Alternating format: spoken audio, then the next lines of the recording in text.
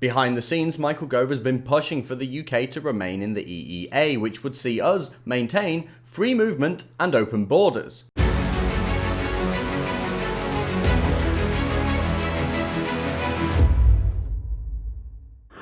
Michael Gove has long been seen as a potential Brexit Prime Minister, even before Theresa May, and earlier this month a large Tory party donor warned that Michael Gove could be installed as the new Conservative Party leader because May can't carry Brexit through. Remember, Michael Gove ran in the Tory leadership contest after David Cameron resigned. He even ran in the leadership contest after David Cameron stepped down. He was said to have stabbed Boris Johnson in the back by standing in the race in the first place and positioning himself as a Brexiteer candidate. It looked like Boris really did have his eyes on the top job at the time. But it looks like the Tory party's great Brexiteer Hope has actually been discussing a secret plan with other members of Parliament about keeping the UK in the EEA, the European Economic Area. The Express reported, Brexit campaigner Mr Gove was talking with Tory MPs and peers at a dinner when the Conservative MP raised the scenario where the UK would remain in the EEA, like Norway, so they could avoid the chaos of a disorderly no-deal exit. The Cabinet Minister was speaking at a private dinner of the Green Chip Group, which was set up in support of David Cameron during his time as Prime Minister, with about 20 Tory MPs and peers on June 25th.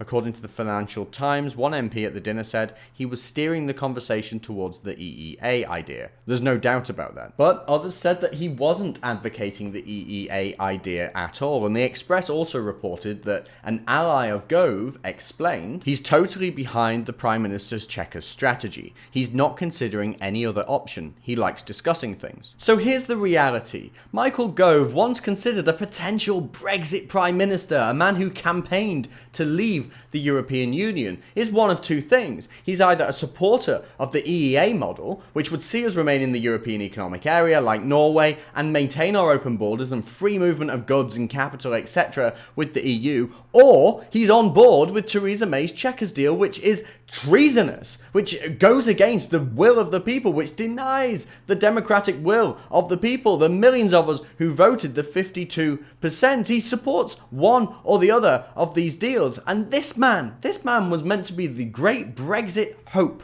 of the Conservative Party.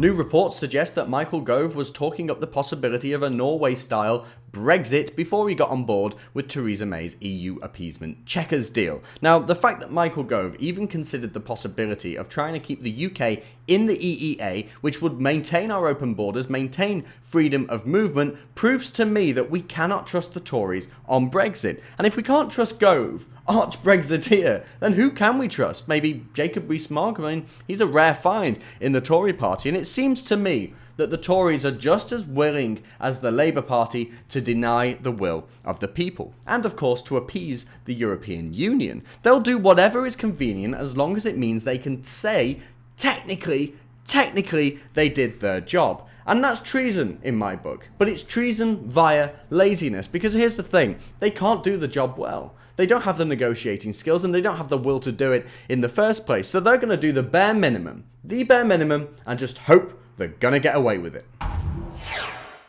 If you want to see more from me and the rest of the Rebel team, remember to like and subscribe.